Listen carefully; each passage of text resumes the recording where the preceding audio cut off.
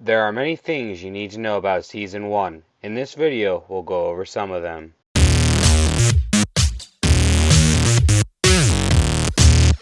Good evening or good morning, this is Dewey NM23 from Sergeant Dewey Gaming. Stay tuned throughout the video for random surprises. Many of you have either entered Season 1 or are still playing Season 0, so you may have questions on what to do with Season 1. As I mentioned in an earlier video, Season 1's movement system will be very different and confusing. It is a block system. You have to move block by block, and the only way you can do that is if you or your allies have a block placed. The only time this does not take effect is when you are attacking the very first city of the season, or also an outpost. There are three ways of correcting this problem. The first way is building a hub. The hub increases your land count and you can upgrade it, and eventually you'll be able to place more hubs. There are other buildings, but we'll go over them later. The second way of getting rid of a block is abandoning them either through the block settings tab. It's like a little honeycomb looking icon on the bottom right of your screen. You can be on the map or in your fortress screen to access it. Look through your land that you have and you can push abandon and it's to be released. It takes 10 minutes to release if not under protection. Has a 15-minute protection when you take a tile. So if you abandon as soon as you get it to capture it, it will be 25 minutes to be released. You can also click in the land you want directly and push the trash can icon on the picture of the piece of land. The third way is to gift land to another player. It's a little bit slower process, but it does disappear from your land count when they accept it. But if you are a stronger player, it will help your alliance out. Just remember, depending on the level of land you are trying to gift, that player may not be able to accept it yet. You can only gift 20 and receive 5 per day. Thanks to Baked Cake from Iron Phoenix that bound this. You can also garrison your troops in your or your alliance buildings.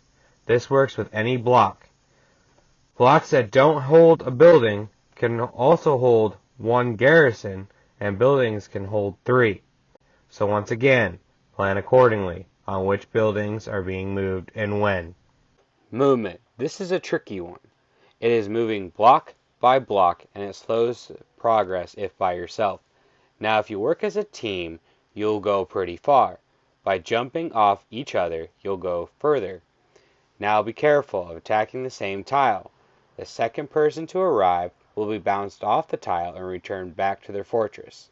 In this manner, you'll conserve durability and be able to move quickly to the target location. Since you have a land cap, you'll also have to plan accordingly and release your tiles. Once you understand how the movement works, not much will stand in your way. There are 2 key buildings. The hub, which increases your land cap. The more land you have, the more resources you can get, aka blue ore and red ore, and the further you can move. This allows you to capture more land before you have to get rid of any of them. The clinic allows you to build your immunity up. Immunity is a big factor in the game. As you can see here in this video clip, we weren't able to do much damage. That was because we had low-level clinics or none of us had them built, so fuel was wasted. Our attack was down due to low immunity. Once raised up, you'll be able to capture bigger tiles and do more damage. There are other buildings that you can build to help. You can build buildings that give you buffs. The scout camp increases your attack. The armament building increases your defense. Go through and look at all the buildings that you can choose from. Some buildings require higher land levels and others require higher city levels.